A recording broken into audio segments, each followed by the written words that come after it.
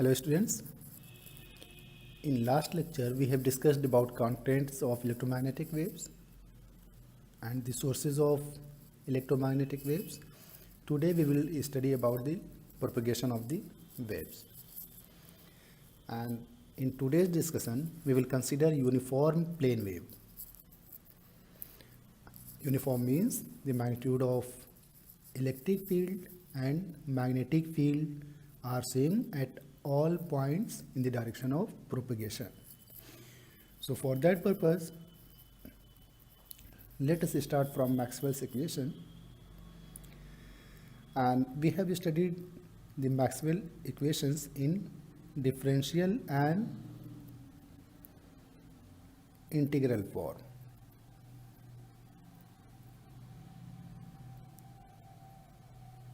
In differential form. Let us revise it. Here we have the first equation, del dot D is equal to the volume charge density, that is rho v. It is related to the Gauss law. And the second was, we can write 1, and the second was related to the non-existence of monopole, that was del dot B, it was equal to the 0, means monopole does not exist. And the third was related to the Faraday's law, that was the del cross E is equal to the del B over del T. And the fourth, that was related to the modified Ampere's law, that was del cross H is equal to the conductivity times E plus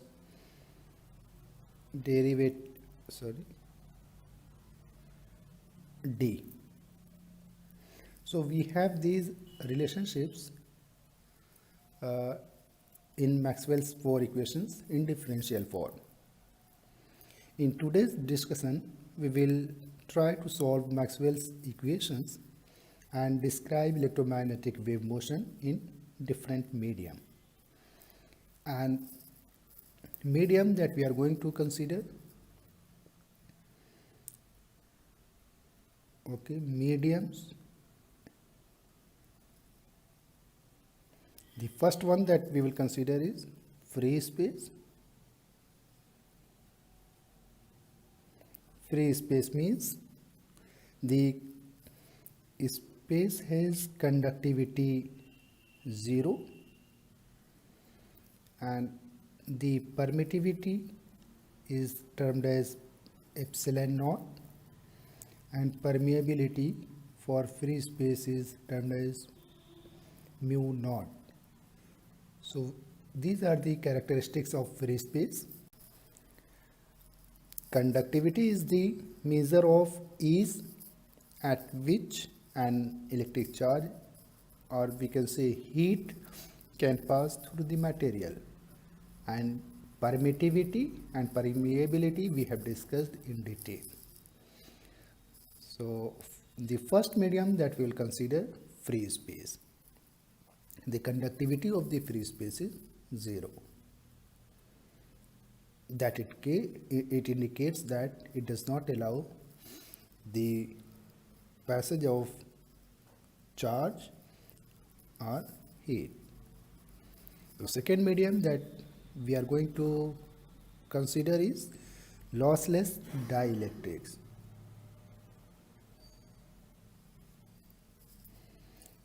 Dielectrics. And in case of lossless dielectrics as they are insulator, again the conductivity is 0 and the permittivity of the material changes to the relative value epsilon r times epsilon naught.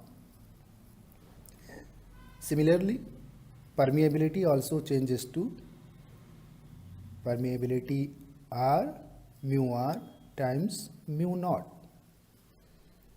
In this way, the lossless dielectrics are defined. Now the third medium that we are going to consider is lossy dielectrics.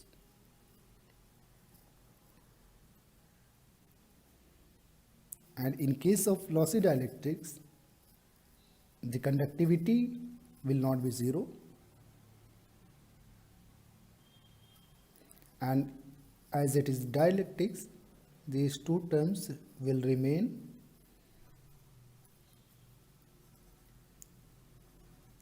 like this. So in case of lossy, the changes occurs at this point. Now the conductivity is not equal to the 0. And the fourth medium that we are going to discuss is good conductor.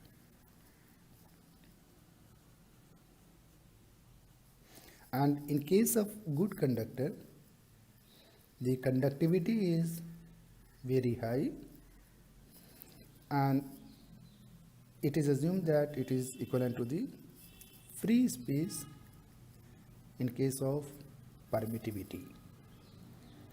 So that is epsilon naught, and permeability, it is differ from material to the material. Now out of these four, we will start our discussion from propagation of the waves in lossy dielectrics. Later we will find that these are special cases of that. So we will start from the wave propagation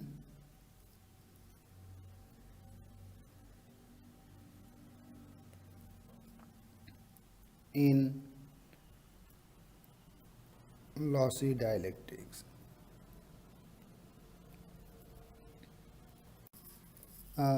Lossy dielectric is a medium in which when an electromagnetic wave propagates, it loses its power due to poor conduction. So let us have some assumption. What are assumptions? For our discussion, the first assumption is the medium is linear. So we can say the dielectric medium is linear. Linear means the total electric field in the medium can be obtained by adding the electric field of the all waves traveling in the medium. That is the definition of linear. The first assumption is the dielectric medium is linear, and the second is isotropic.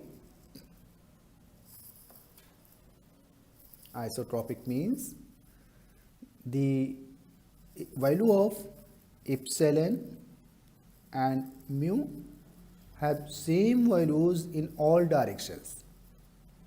Means they are scalars and they are independent of the directions. And the third assumptions that we are going to take is the medium is homogeneous. Homogeneous means the throughout the medium the value of sigma, permittivity and permeability are constant.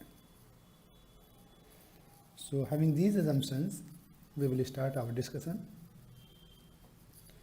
And the dielectric medium is linear, isotropic and homogeneous.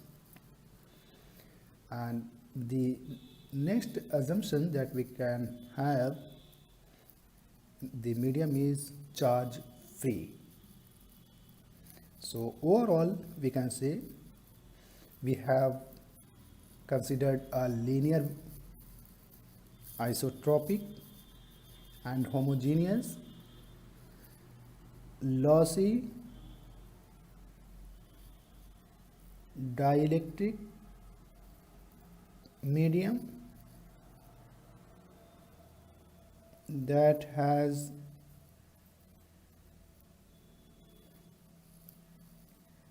rho v is equal to 0, i.e. it means the charge free medium. And in these assumptions we will start our discussion. Now we will try to write the Maxwell equations in phasor form.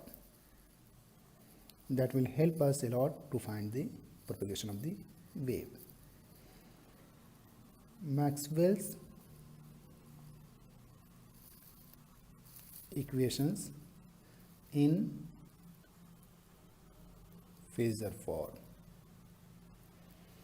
and for that purpose, okay, just write first Maxwell equation, that is del dot D is equal to rho v. As it is charge free, so we can say 0, and in phasor form all the vector fields are termed differently by adding s. So now d is changes to ds in phasor form, and from here we have del dot E is equal to 0 as well, as epsilon is constant. And following this we can have in phasor form the change will occur here only. So this is the phasor form of Maxwell's first equation. There is no change except the notation. Similarly, the second equation's phasor form, just normal form, we have is equal to 0, monopole existence, and from here we can have phasor form of this equation. So this is the second Maxwell equations related to the existence of the monopole. The third one, that is related to the Faraday's law, that is minus del over del t with respect differentiation of b with respect to t. And if we transform it into phasor form, then this term del over del t can be written as j omega, and remaining terms will be as it is, just with the notation s.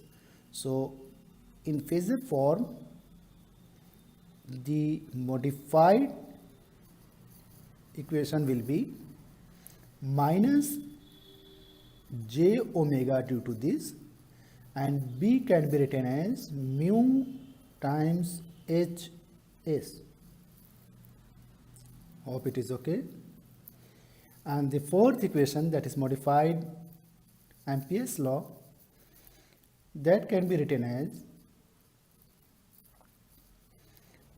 the normal one is E plus epsilon E.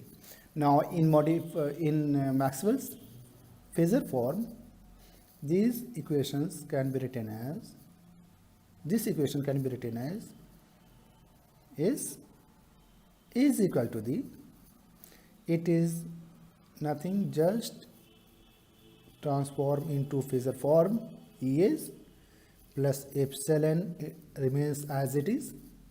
Now this term will be j omega and E will transform into phasor form, and after further little bit simplification, it will give us j omega epsilon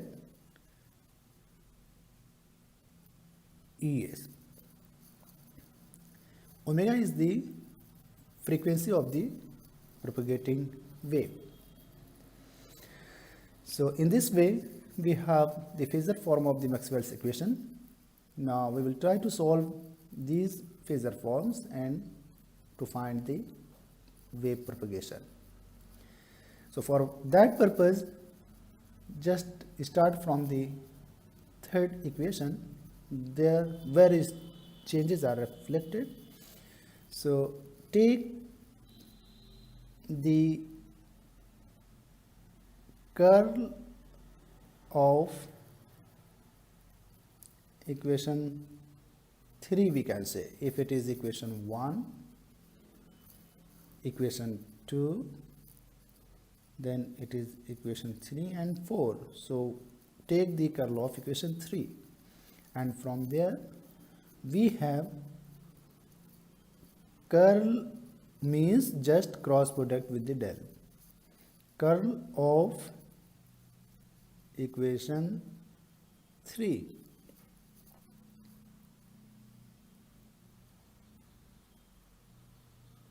This is mu Hs. Okay, curl means at both the sides of the equality it will follow. So curl of Es, sorry, it is Es is equal to the minus j omega mu curl of Hs. This is curl of E. So apply the property that curl of E can be written as del E minus del square E. This is left hand side, and right hand side can be written as it is minus j omega mu curl of del cross Hs. We have this relationship, and from equation first, according to the assumption, it is 0. So the remaining terms will be Es, and recall from unit 1, this is Laplacian, so keep in your mind, and minus j omega mu del cross the phasor form of H. We have this, and still we are finding that the relationship is between Es and Hs. That is not possible to solve it.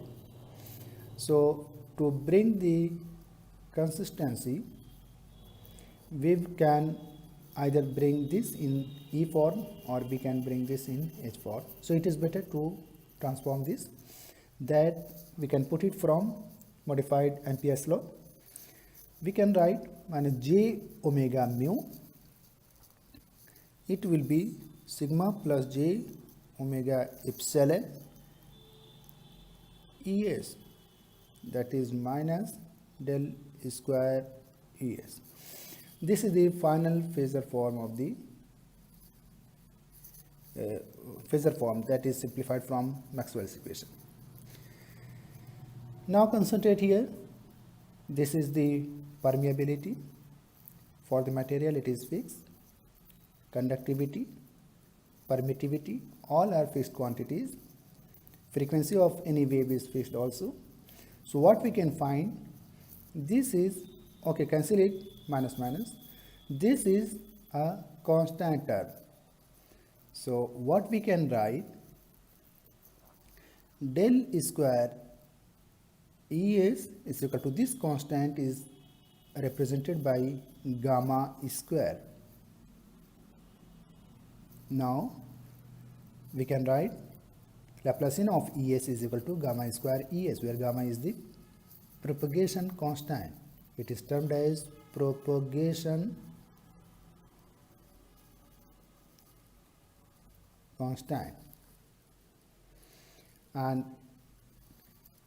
further, if we simplify it, then we can say minus gamma square Es will be equal to the 0, and this is the second order differential equation.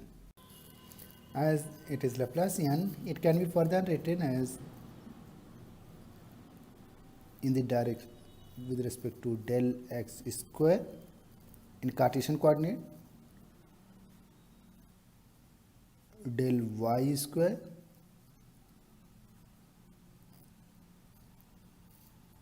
del z square is equal to the, okay, we can say is equal to the Es. And as gamma square we have is equal to the j omega mu sigma plus j omega epsilon. So gamma will be square root of this quantity, this full quantity here. And what we find there is, it is complex term. So gamma can be written as in terms of alpha plus j beta terms, where alpha is named as attenuation constant,